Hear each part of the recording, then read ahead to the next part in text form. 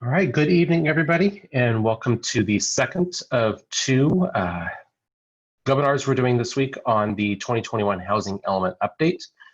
My name is Christopher Jordan. I am the city's Director of Strategic Planning and Innovation. I'm joined this evening by Sarah Bontrager, the Housing and Public Services Manager, as well as members of our consultant team from PlaceWorks, Jennifer Castellman and Cynthia Walsh, who are helping us through this process.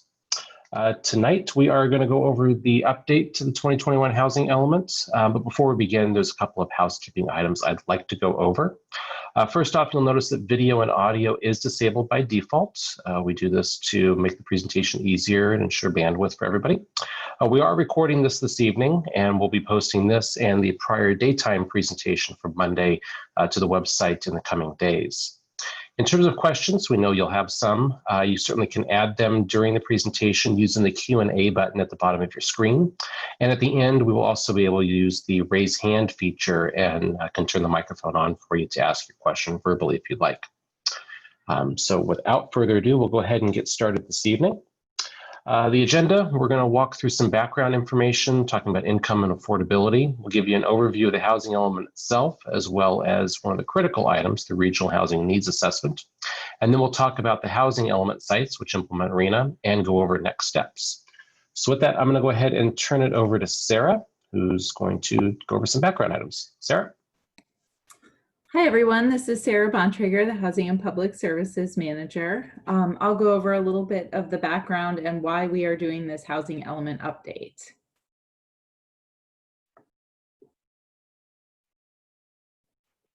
Okay, so the first thing I want to cover, we'll be talking a lot tonight about people of different income levels. And what does that really mean? What does low income mean? What does moderate income mean? And so we have a table here that shows the income levels that we're talking about for a 4-person household. They vary by the number of people in the household, but we use 4 people as kind of an average. And these are provided by the state and HUD. And usually those two numbers are the same coming from those agencies. So when we're talking about, most of what we're talking about tonight will be very low income and low income. So very low income, 50%, or about $43,000 a year for a 4-person household. Low income is 80% of the median income, or about $69,000 a year. We'll also talk a little bit about people who are moderate income. That goes up to 120% of the median income, or about $104,000 a year. And you can see over here, I've included the monthly affordable housing cost, what these households could afford to pay for a 3-bedroom unit, which would typically be what we'd look at for a 4-person household. So at the very low income level, it's a little under $1,100 a month. For low income, about $1,700 is affordable. And for moderate income, looking at about $2,600 a month.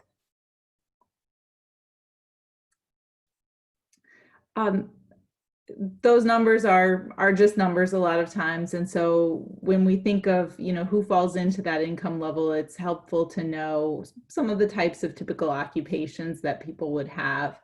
When we're looking at extremely low income folks who are earning maybe 30% of the median income, food service workers, people who work in retail or home health care tend to fall into that income bracket. For very low income, preschool teachers, bank tellers, people who work in landscaping or driving trucks or other transportation, medical assistants tend to be in that income range. And at the low income level, we see EMTs, mail carriers, administrative assistants, folks who do maintenance or auto mechanics very typically fall into that income range. So these are a lot of categories of folks that we depend on for our day-to-day needs. And part of the housing element effort is trying to make sure that folks with these types of careers have the opportunity to live in our community too.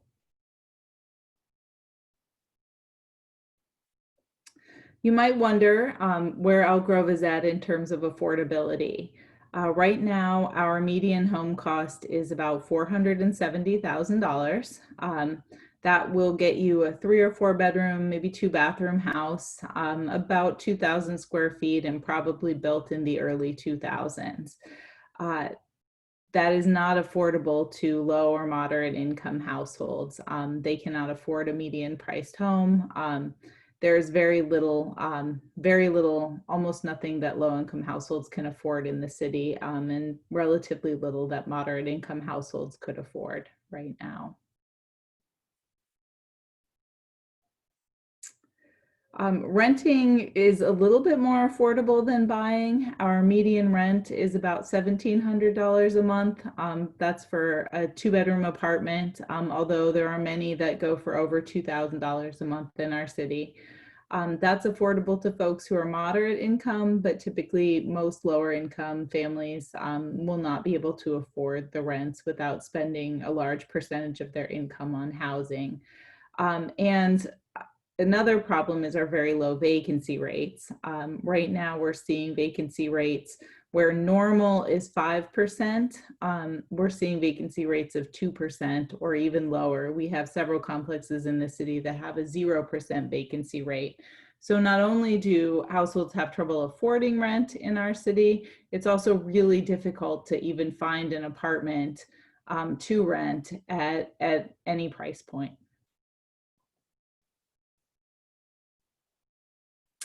So with the housing element tonight, one of the things that we look at is what type of housing tends to be appropriate for different income levels.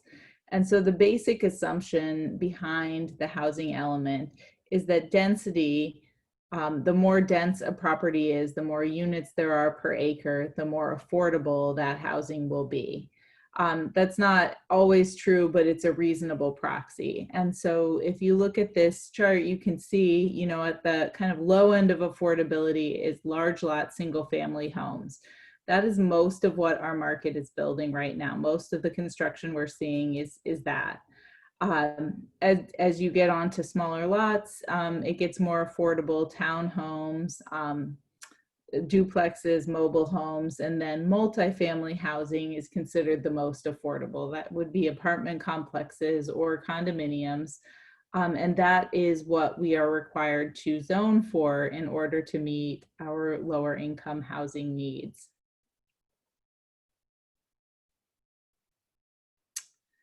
So each 8-year period, we get an allocation. So the last period that we planned for, we're still in it, 2013 to 2021. You can see here we got an allocation in the 4 different income categories, and we have a significant unmet need in 3 of those 4 income categories. The only one where we have constructed enough housing is above moderate income. That would be market rate housing, where we've actually exceeded what we needed by 50%. All of the other categories there are really underbuilt. We have an unmet need of almost 2,000 units for very low income and 1,300 for low income. Our moderate income number looks a little bit better. We were able to build 20% of what we needed. However, all of that happened pretty early in this period. Between 2013 and 2015, those units were constructed, and in the last 3 or 4 years, we have not seen a single moderate income unit built in the city. So we have made very little progress in recent years on that. There are a lot of reasons that housing is fairly unaffordable. There's a lot of demand for housing, and there's not enough construction labor to build it. We also are seeing materials shortages and land costs and development fees playing into things. The construction labor shortage, though, is perhaps one of the biggest challenges. There are just not enough people in the trades that we need for home building. And there's so much demand statewide for homes that a lot of the folks that work in the construction industry are incentivized to go to the Bay Area to work, where the wages are higher. And so with the limited construction labor that we have, most developers are focusing on building the houses with the biggest profit margin, which tends to be those large lot single family homes. And they aren't focusing on multifamily or other types of development much. And so we are seeing a lot of that on the market, and relatively little other construction. Aside from, we have seen quite a few assisted living complexes, but those tend not to be very affordable either. So all of that serves as background for our housing element effort. So we are starting our process of developing our 2021 to 2029 housing element. And that's what we'd like your feedback on tonight. So the housing element is a component of our general plan. It's required by state law, and the state Department of Housing and Community Development approves the housing element for us. We do it on an 8-year cycle. So the next one is due in May of 2021, which will come up relatively quickly. And the goals of the housing element are really to make sure that people of all income levels have the ability to live in our community. They also look at making sure that we are looking at our policies to see how they might encourage more housing production at a variety of income levels. So there are 4 steps in the housing element process and the housing development process. The first of which is the regional housing needs allocation. And so at the state level, the state determines what our region will get what our region needs to build in terms of housing units over the 8-year period. That number comes down from the state for the 6-county region that includes Sacramento County. And then the Local Council of Governments, Sacramento Area Council of Governments, or SACOG, allocates a certain number of those units to each jurisdiction. And so we have a number of units that we plan for, and then the housing element identifies the sites on which those units could potentially be built. We have to make sure that the sites are zoned appropriately to meet the different income levels. And then ultimately, these sites are theoretically built. We have control over only 2 of these pieces. We don't have much control over what allocation the state gives to the region, or what allocation the region gives to our city. We do have control over where the sites are and what zoning the sites have, but we don't control what actually gets built, as long as it is within the zoning range. But we don't build housing. The city does not build housing itself. And so we don't have much control over what the market chooses to build or not build. So our regional housing needs allocation is kind of the first step in this process. And it's a state required process. It starts at the state level. And the first step is this regional determination that I talked a little bit about, that is the number that comes down from the state to SACOG to distribute. And then SACOG does a methodology where they determine how much each of the jurisdictions in the 6 counties should get. And then each of those counties does their own housing element update. So here you can see how it kind of flows down. Our SACOG region this time got 153,000 units that we need to plan for. And it goes to all of the different cities in Sacramento County, as well as the unincorporated county, and then the cities and the counties in the other 5 counties of the SACOG region. And each jurisdiction is responsible for accommodating its fair share. And that's what the SACOG methodology works to determine, is what is actually a fair share for each jurisdiction. So you can see here the overall determination, about 154,000 units. There's some special stuff that goes on with Tahoe, and so the actual amount that they plan for is about 153. And then they start with these base categories. So overall, the state has determined our region should build about 25% of its housing as very low income housing. 15% as low income, 17 or 18% as moderate, and then the remainder as above moderate income housing. So in looking at how they allocate those units to each jurisdiction, they must come up with a methodology, and we have the opportunity to weigh in on this methodology. And the city did advocate for certain factors and data to be used in this, as did all of the other cities. And so at this point, the methodology is complete.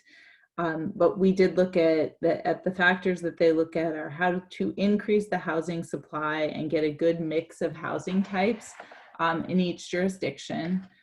They look at promoting infill, equity, and considering environmental concerns.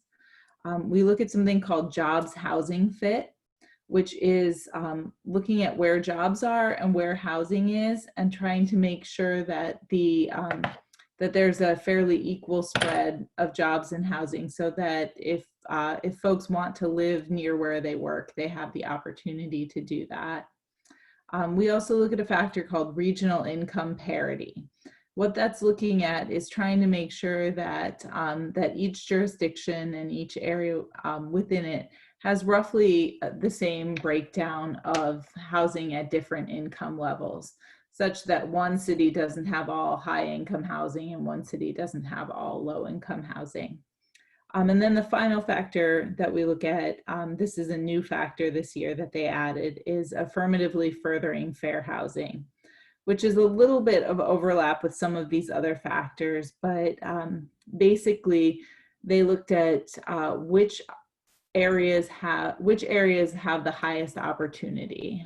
Those areas with good jobs and good schools and lots of parks and things that Elk Grove does really well on, and trying to make sure that those areas have an adequate share of lower income housing opportunities as well.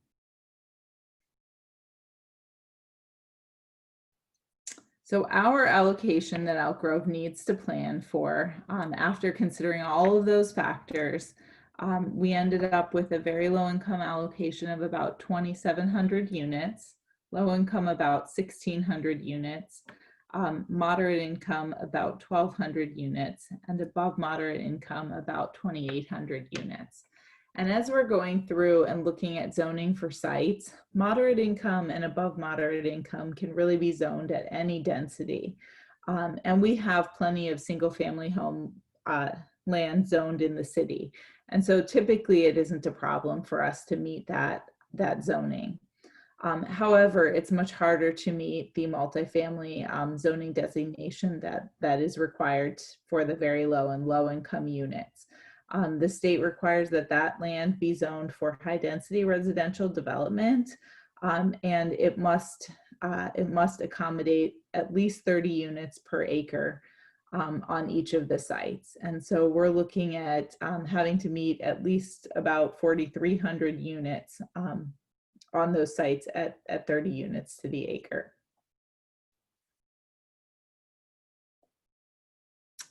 So our responsibility is to show how we plan to meet the unit needs identified. So how will we meet those 4,200 units that we have to accommodate?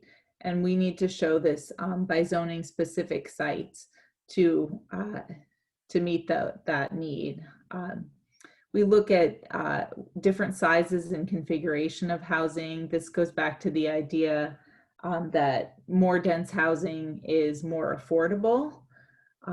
And we also, as I mentioned, the default density for our low income need is 30 units to the acre. So sites need to accommodate at that density. That would typically be like a multifamily apartment complex or a condo development. We do have a few options other than zoning specific sites. One of them is inclusionary zoning.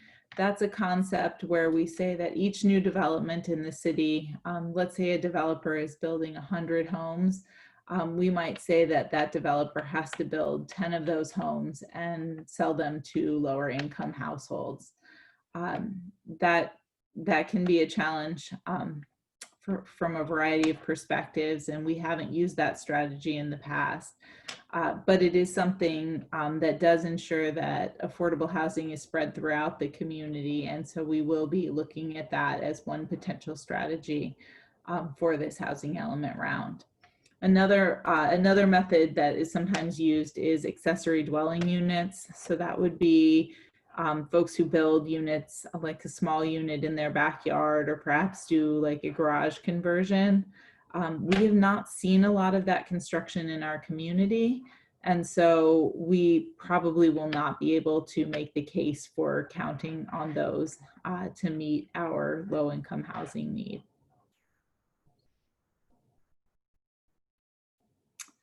So in the end, we do a lot of zoning for housing, but we don't actually build housing, and we're not required to build housing.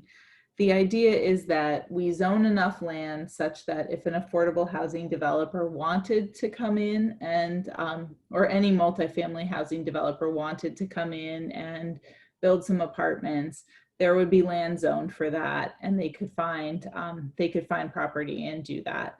So our responsibility is to make sure that there's adequate land zoned, and also to look at what incentives we could provide to encourage that type of development. That could be things like fast track processing or financial incentives, which we typically have provided to affordable housing built in our community.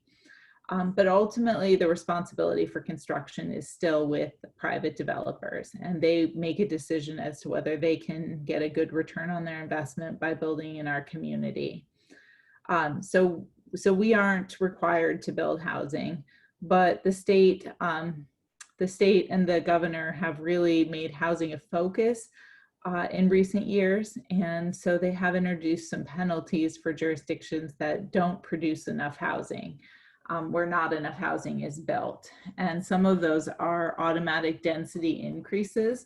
So developers can build more than 30 units per acre, for example. The city also loses some control over its ability to review projects and make certain requests. And there are a variety of other penalties under the state law. So it's important that we comply with the housing element requirements, and that we look for ways to incentivize this development, as we want people of many different income levels to be able to live in our community. And now I will turn it over to Christopher, who will talk about our specific site selection process. Thanks, Sarah. So as Sarah mentioned, we need to identify sites that we can count towards the RHNA allocation. So we do this through a process called adequate sites. It's actually a term that comes out of state housing law. But essentially what we're looking for is sufficient vacant and non-vacant sites that we can count towards meeting this. Vacant sites, typically these are sites with no improvements on them. There's not a house. It's vacant, bare dirt. That's the easiest thing to count. We can also count non-vacant sites. An example, this may be a 5 or 10 acre piece of property that has a house on it. We can count that site usually. There has to be certain requirements we meet, and we have to pass certain tests, but it's a fairly straightforward process to potentially include that. Ultimately, these sites must be zoned for residential development. So you'll hear us talking about rezoning sites or making sure sites are zoned for minimum 30 units an acre. So that's typically in an RD25 or an RD30 residential zone. We can accommodate a variety of housing types in this. So it could be an apartment, it could be a townhome, it could be condominiums of some sort. It could be a traditional walk-up style type apartment. It could be more of an enclosed project. There's a variety of styles of development that could actually fit within these density ranges. But we ultimately need to accommodate housing at the entire range of the density needed to accommodate the category. So again, we look at that 30 units per acre. We also have to have a floor, the minimum density that can be there. So oftentimes that'll be, say for an RD30 zone, it could be 25 units an acre, or for an RD25 zone, it could be between basically 20 to 21 units an acre, and then 30 units an acre at the top end. And then we have to accommodate RHNA across the various income categories. So we will ultimately be looking at other sites for the moderate and above moderate categories, but those are a lot easier to identify. A lot more time gets spent on the low and very low income categories. So we do have the existing list. Sarah mentioned a little bit at the top of the presentation from 2013 to 2021. So that list is still in place. And that allocation we had there was 3462 units. Ultimately, in the 2013 housing element, we identified about 3,760 units. And once we back out for any units that have been built or otherwise maybe rezoned, there are 3,259 units that can actually be available to roll forward into the new 2021 list. As Sarah mentioned, we've got an allocation of 4265. So that's what we need to be planning for at a minimum. From a staff perspective, though, we are encouraging the Planning Commission and Council to include a buffer of sites. So what that means is, while our allocation from SACOG and then from the state is the 4265, we want to have additional sites on the list in the event that there's a rezoning that needs to happen for whatever reason. We need to move something off the list, or if a project gets approved on a site that we can't otherwise count. And there may be categories or types of uses like that. Maybe some sort of assisted care facility that would otherwise be allowed in the zone, but it may not necessarily count towards our allocation. So you want to have extra units on the list in case something comes up. As a base recommendation, we're looking at 25%. It's likely that buffer number will be something smaller. There's no requirement to have a buffer. It's simply a good best practice. And what that percentage is gets ultimately set by the council. So if we were to use a 25% buffer here against the 4265, we'd need to plan for about 5,330 units. So again, if we move that full 3,259 units down, we need to identify enough land, enough additional land at a minimum density to meet 2,072 units. So this map identifies both the existing sites that are on the list. Those are sites with an E designation, E for Echo, and then candidate sites, which we're considering for the new list. Those are identified with a C or Charlie letter in front of them. This map is also identifying what council district these sites are in. And if you just look at the map briefly and where the E sites are located, you'll notice there's a predominance of them in Council District 4. This has happened over the last couple of cycles because this is where the majority of new development in the city is happening, in the Laguna Ridge specific plan area and in the Southeast Policy area that are just north of Camera Road, south of Elk Grove Boulevard. So historically, that's where we put many of these sites. Of course, there are others in districts 1 and 3. You'll notice there are no existing sites in Council District 2. As part of this update, we want to look at spreading out sites throughout the city more equitably. We won't be able to get to a full 25-25 and across and evenly split it between all the districts, but we can do a better job of doing that. So you'll see a lot more sites in particularly Council 2 being proposed, and then we've got sites in District 1 and District 3 up for consideration. So that'll be a factor we'll look at as we go forward, is how we distribute these units around the city. These sites vary in size from anywhere from 3 or 4 acres on up to about 15 or 16 acres. Anything more than that, and it gets to be problematic, you need to start breaking it up. In fact, really anything above 8 acres, you want to start looking at multiple projects on that. Anything smaller than 3 is also problematic. You may not get enough yield out of that development in order to make it financially feasible. So again, these are the lists, these are the sites that we are considering and have now for public review and feedback, both for property owners and for the general public. I want to talk a little bit more about how we select the sites. Again, we're trying to get to that minimum RHNA allocation and consider that buffer. And I talked a minute ago about the distribution of sites around the city. There's also characteristics that we want to look at. First is proximity to services and jobs. We want to make sure that folks that live at these sites can be able to get to maybe a grocery store or a convenience store or other sort of retail services that can provide for their needs. Also, proximity to jobs is important. We want folks to be able to get to and from their place of employment easily. So we look at that as a consideration. Are there places for these folks to work nearby? Access to public transit is another important one. We want people able to get there. Site size, I mentioned a minute ago. Ideally, you want something between 3 and 8 acres. Anything above 8, we may still be able to include, but we'll need to have programs and policies in place encouraging how we split up those sites as development happens. We do have a bit of a track record in this. There's a couple of sites on the list today, 2 that are actually, one's finishing up construction and another is in the middle of construction, where a larger site was identified in 2013 and now it's being developed in multiple phases or in multiple projects. So we do have a little bit of track record there, and we'll use that as a basis to consider some larger sites with some further guidance. Other things we'll look at in terms of characteristics are environmental concerns. Is there waterways nearby, maybe waters of the US that require some sort of clean water permits? We'll look at other environmental concerns, other special habitat, species information. We'll look at traffic considerations in terms of, was there an air quality issue that we want to be aware of, other sorts of issues like that. And then, of course, public feedback, both, again, from property owners and from the general public.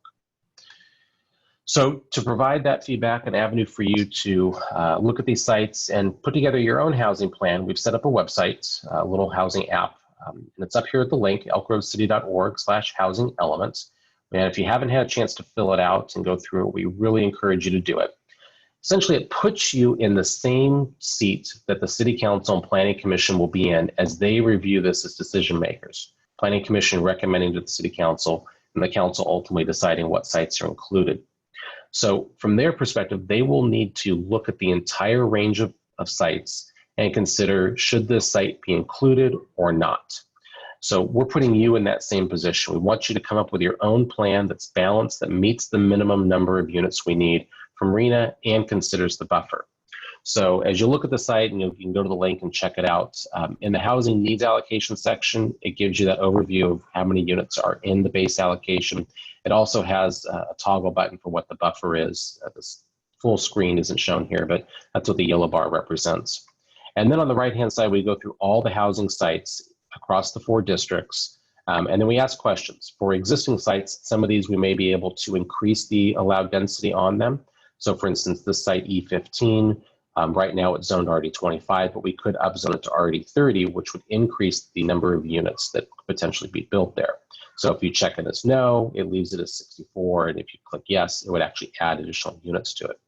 And then for candidate sites, we ask, should the site be included, yes or no? And if you click yes, it will now show up then how many units are then part of the plan. So we go through this for all the sites. You can click on the little eyes and get more information, and it'll even pull up map, a little thumbnail map showing you where that site is located. So again, we really encourage everybody to go through and do this. We know it's a valuable tool. We've been getting feedback over the last 2 months we've had it open. We're going to keep it open throughout the housing element process because the City Council won't be making a final decision until the end next spring.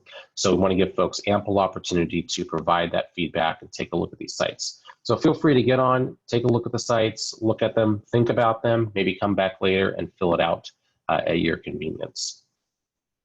And I'll pull this slide back up for the link later in the presentation if you need it. So next steps, where do we go from here? From a schedule perspective, we've been working on this at the staff level since essentially the first of the year, a little bit before with the SACOG process. And we've been working on identifying the range of sites and what candidates could be there. And then we've started the environmental review process. So back in June, we released a notice of preparation for the environmental impact report. That's a required review document under state law that we need to go through and look at for these sites, as well as the policies that will be in the housing element overall. And then here we are getting towards, or in the summer, we're continuing the outreach on the sites. And then this fall, we'll have some additional town halls. We're getting to the housing policies. And then we'll continue the outreach on the sites as well. First of the year, in the winter of 21, we'll have the draft housing element ready for review, as well as the draft EIR. So you can take a look at those concurrently. And then starting in the first part of spring, probably in the March timeframe, we'll look at the Planning Commission hearing dates for them to review everything and provide a recommendation to Council. And as Sarah mentioned, the due date for Council to adopt the elements is May 15th. So again, that's going to be right upon us before we know it. So that's everything we wanted to go through this evening. I'll go back to that slide with the link in a moment. But again, if you have questions, feel free to use the Q&A button at the bottom to type it in. You can also use the raise hand feature if you want, and we can turn the microphone on for you. So the first question, we actually have one up already. Are there penalties to private developers if they don't build housing in your zones? I think what this is referring to is if you have a piece of property and someone doesn't build on it, is there a penalty? No, there isn't a penalty. It's still up to developers or private property owners to choose to move forward with the development. The penalty, as Sarah mentioned, is on the city if there is not enough development of housing in the lower income categories. We get penalized with certain things, mainly on the development processing side, and then there could be some financial penalties later. Sarah, is there anything you want to answer on or add on that? No, that covered it. Okay. I see Lynn Wheat, you have your hand up, so I'll go ahead and turn your mic on or allow you to unmute. There you go.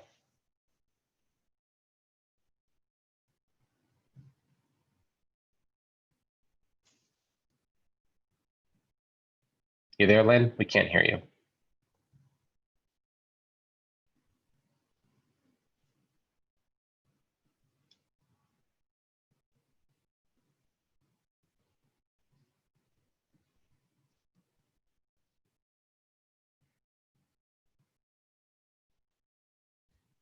All right.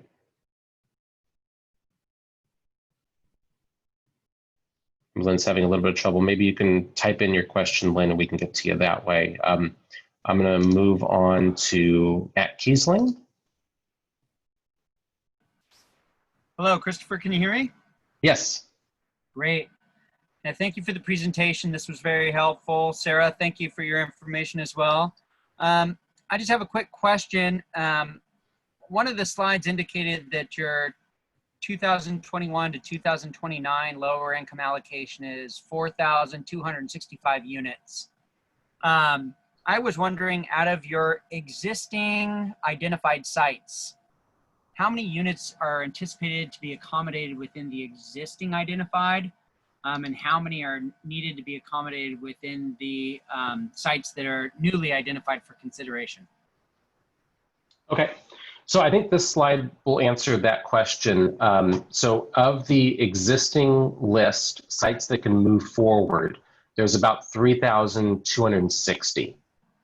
So we're anticipating those sites moving forward in full.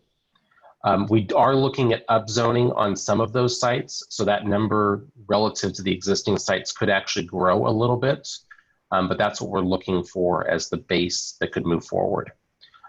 So then if you move down this list, once you do the subtraction, if you go off just the 4,265, which is the actual lower income allocation, and subtract that out, you're at about 1,005 units or so, as being the need to accommodate. But that doesn't include any sort of buffer. And it's going to be staff's recommendation that there be a buffer. Obviously, the larger the buffer, the better it would be. It's probably likely the council will want a smaller buffer, though, just because of how hard this process is. So, is that? Yes, that's fantastic. So the delta's roughly 1,000 units of additional sites need to be located to accommodate an additional 1,000 units that are at RD30 or above. Right, without considering the buffer, yes. Okay, thank you. No problem. Okay, so I see Lynn's typed a couple of questions here. So for first one, I would like to ask, one site has been in the planning department for some time. How can this site be considered with a plan in progress? So I think there's probably maybe one or two sites that are like that, actually. Ultimately, the way our code works, the decision on a site, there's no locking in of development regulations or standards until that project is heard by the Planning Commission. There's a provision in the code about that, particularly for sites that are requesting a general plan amendment or rezone, that it, until that happens. So we'll have to track these two things together. And obviously, if that project gets approved first, it would make a decision. We'd have to pull that site off the list automatically. And then the second question, how many of the affordable units already built in the city allowed home ownership instead of rental? I can't think of anything off the top of my head. I know we haven't done a condo conversion in quite some time. Sarah, do you know? Yeah, so of the units that have been built in the 2013 to 2021 period, the only ones that we counted that were home ownership were the ones that are moderate income or above moderate income. All of the moderate income ones were home ownership units. none of the low-income units were homeownership units. Prior to 2013, we did have 2 projects that did build some affordable units. In order to not pay the affordable housing fee, they provided a certain number of units that they sold at below market rates. In those 2 developments, we had a total of about 60 units that were homeownership units. Unfortunately, about half of those were lost to foreclosure in our last housing crisis. And so at this point, we don't have very many homeownership units, and that's not a thing we've seen a lot of interest from developers in building. However, our ordinance for our affordable housing fee still does allow developers to come in and propose to provide ownership units instead of paying the affordable housing fee on their project. We've had just 1 inquiry about that in the last 5 years, and it ultimately didn't go anywhere. So the next question, would the developer be aware of this? I think that's referring to the provision about you have an application that's pending, but it may also be considered for inclusion on the sites list. That's something our planning staff should be working with the applicant on.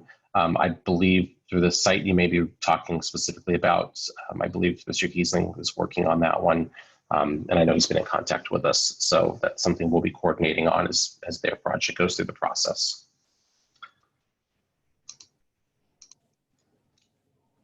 So are there any other questions?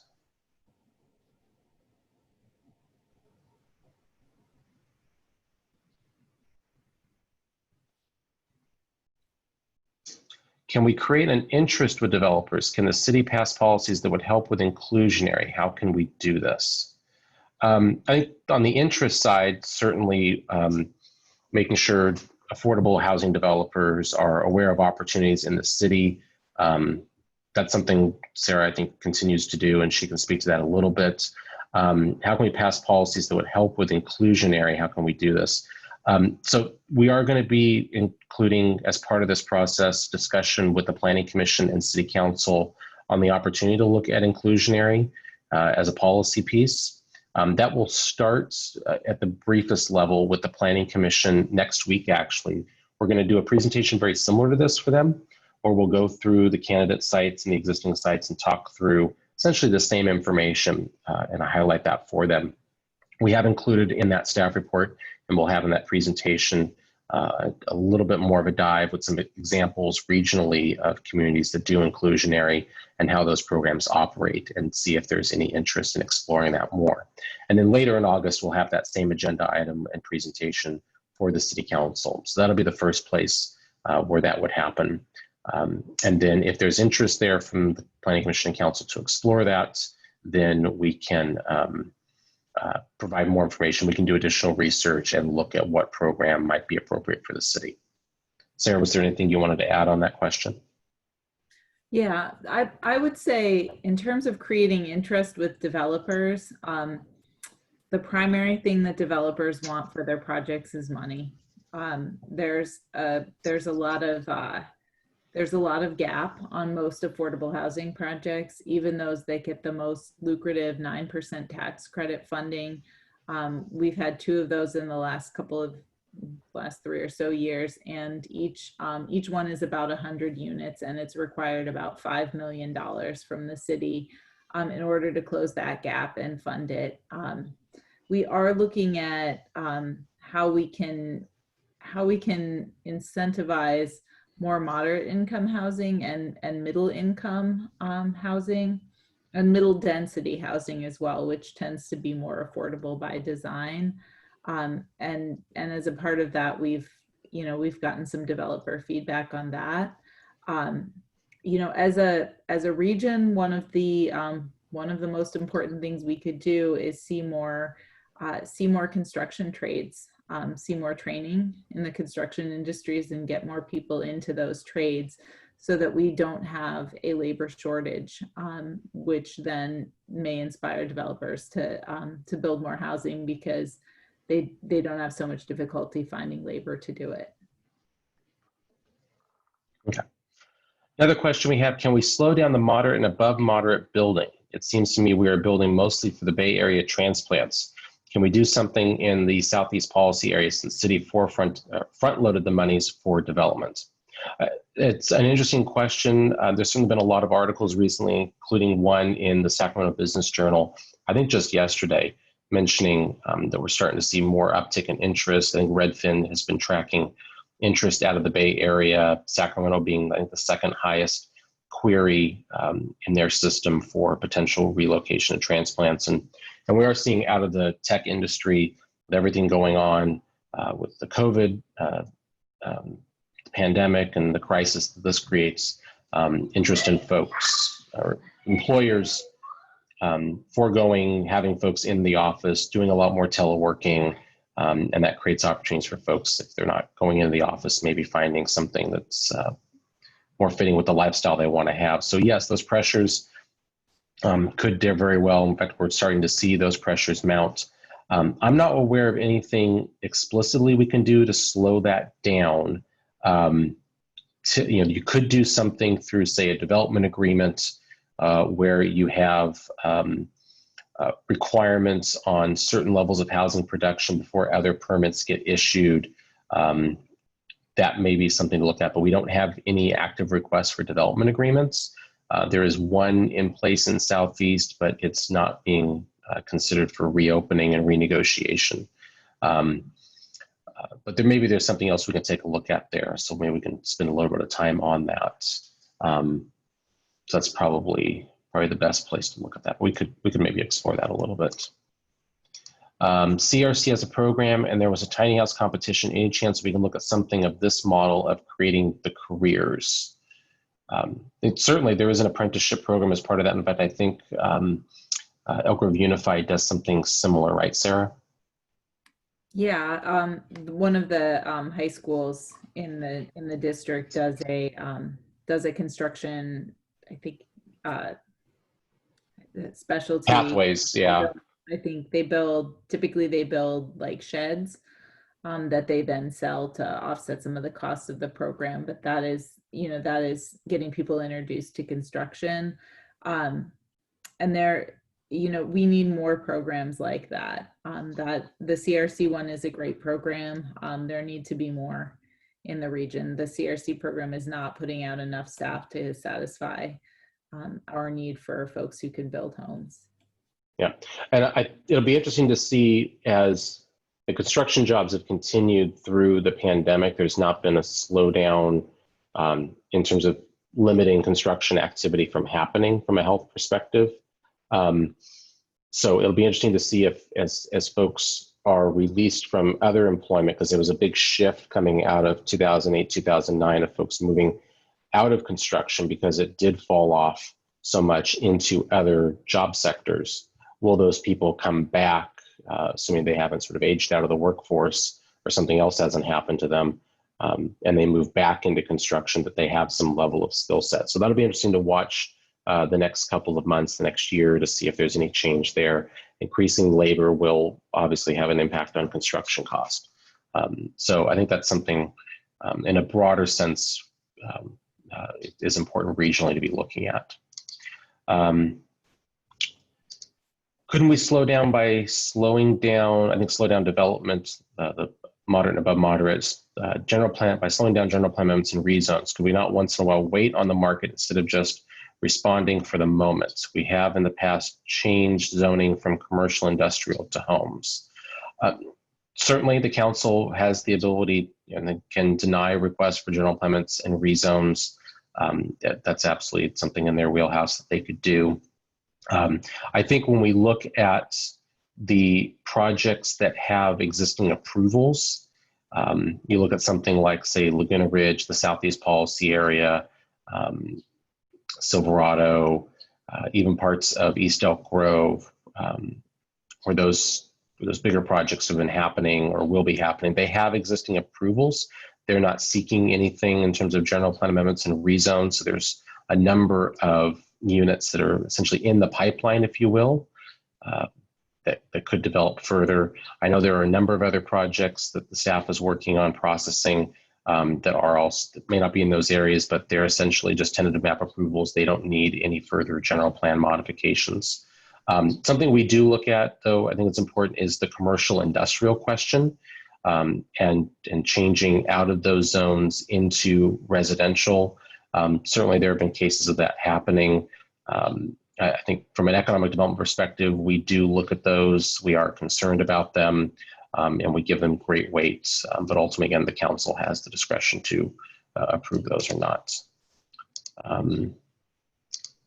I understand it is difficult to locate sites. My concern is packing sites together. SEPA has flex zoning. Isn't this an anything can go? The way SEPA is set up, not exactly. It does have zoning restrictions with a minimum and maximum densities. So if a site's designated for high density residential, there is a minimum density it has to achieve. What's flexible about it are some of the building typologies, essentially the styles in which those buildings are constructed, that there's a bit more flexibility there. There has been discussion about flexibility in the limits of a particular zoning designation on the map, but there are rules in place that limit that, and it can be a very sensitive issue in terms of getting to what triggers a requirement for a general plan amendment or a rezone community plan amendment there. So without getting too technical, the flexibility that exists there is in the way the development standards operate, but there is still a minimum density requirement and a maximum density requirement that exists in those sites.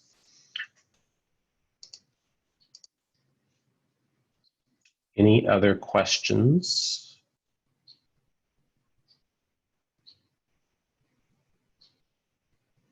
Okay. Well, not seeing any others, I will go back to the slide with the link if anybody needs it. Again, elkgrovecity.org/housing-elements. This will be the place for all of the project information. Again, we'll post this video and the video from the Monday session up there the next couple of days. You can also get the link to the Housing Sites app, so you can fill that out if you haven't done so yet. Encourage folks to sign up on the website there for the emails if you haven't done so already, so we can make sure to get information out to you as meetings come up and opportunities to review things happen, that you sign up for that as well. So that's all that we had planned this evening. If there's no other questions, I think we'll go ahead and end it a little bit early. Thank you, everybody, very much. We appreciate it, your time, and look forward to your continued participation through the process. Have a great rest of the evening and stay safe.